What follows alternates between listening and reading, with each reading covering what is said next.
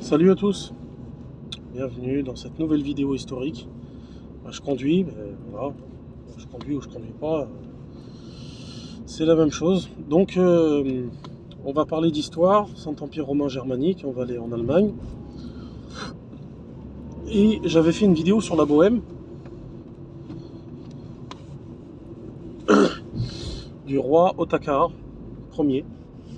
Donc là on va être au petit-fils, parce que Otakar Ier il est mort en 1230.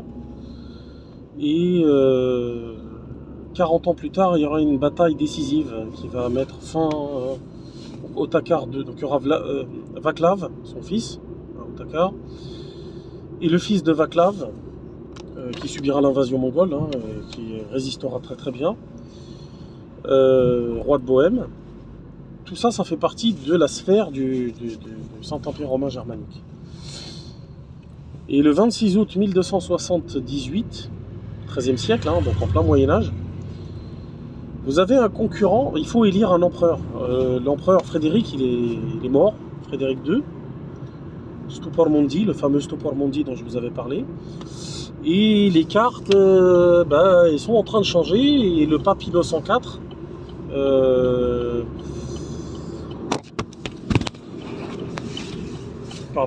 et le pape Innocent IV, il n'est pas...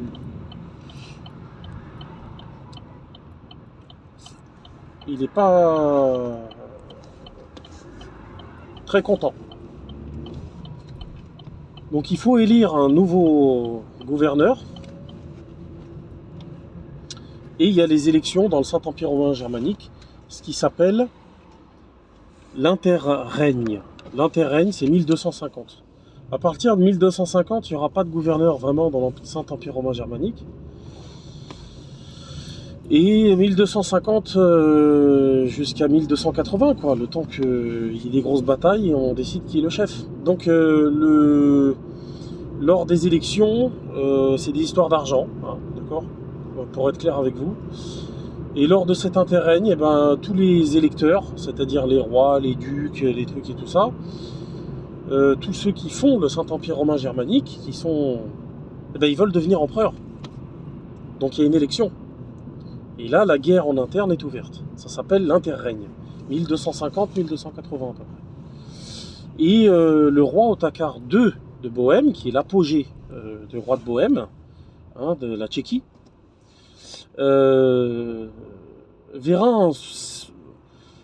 était le grand favori, riche, issu d'une dynastie prestigieuse, dont je vous avais fait la vidéo, des rois compétents, etc.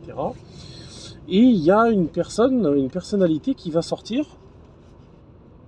et qui demandera à être empereur, et qui va essayer de doubler méchamment, qui va essayer de doubler Otakar II. Et Otakar II, il va se faire doubler à la fin. Il va perdre beaucoup de territoire. Et il va perdre. Mais il va perdre à la bataille du 26 août 1278. La bataille de Marsfeld. Et Otakar II, roi de Bohême, va perdre. Alors c'était un roi riche. Il ne comprenait pas comment la personne qui est en face de lui, donc je vais vous donner l'identité, a pu lui tenir tête avec pas beaucoup d'argent, très peu de moyens, et surtout aucune noblesse et aucun prestige. Et qui, on le verra plus tard, seront les maîtres de l'Europe, comme personne n'a été maître de l'Europe auparavant. Voilà. Et bien cette personne, c'est Rodolphe de Habsbourg, la dynastie des Habsbourg. Voilà. Dont leur QG c'est en Suisse, le château des Habsbourg, et puis ils ont aussi une connexion avec l'Alsace, l'Alsace-Lorraine. Les tout premiers Habsbourg viennent d'Alsace, d'accord. Donc ce sont des gens riches à l'origine, mais pas aussi riches qu'un roi et surtout n'ont pas titre de noblesse, c'est-à-dire c'est très important la noblesse et la lignée à l'époque.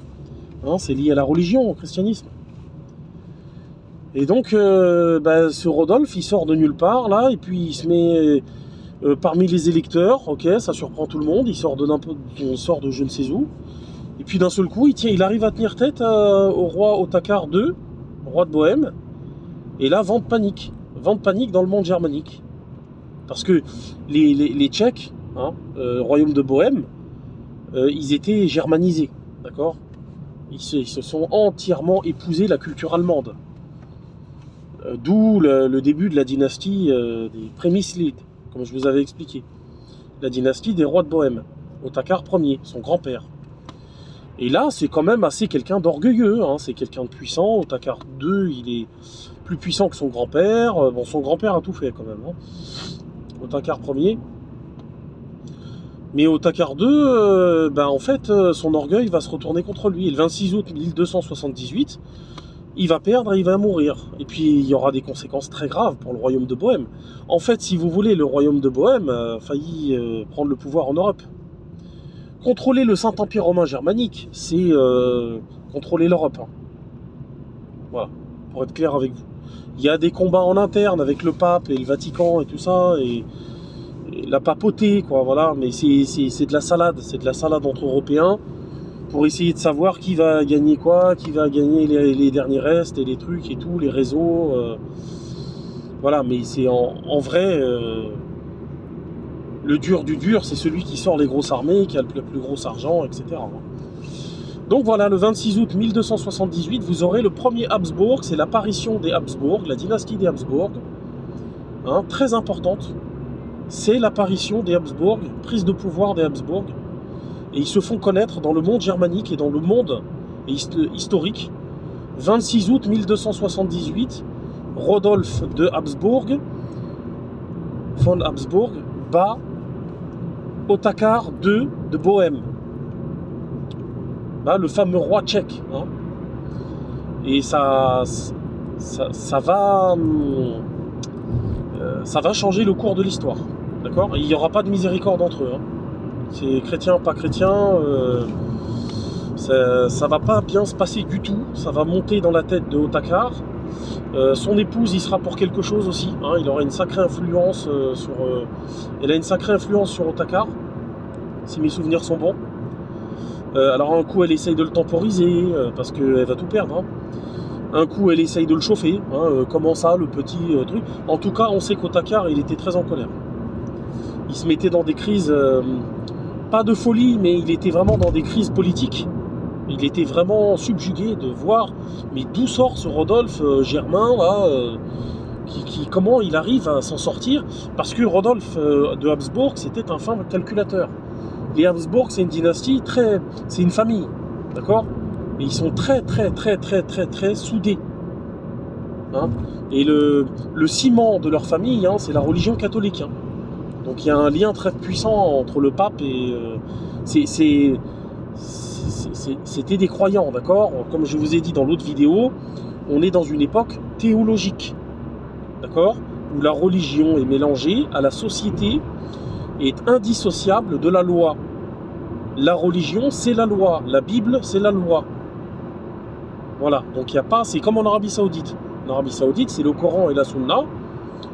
En Israël, c'est la Torah. Bon, sûrement pas encore, mais bientôt, ça sera la Torah et le Talmud.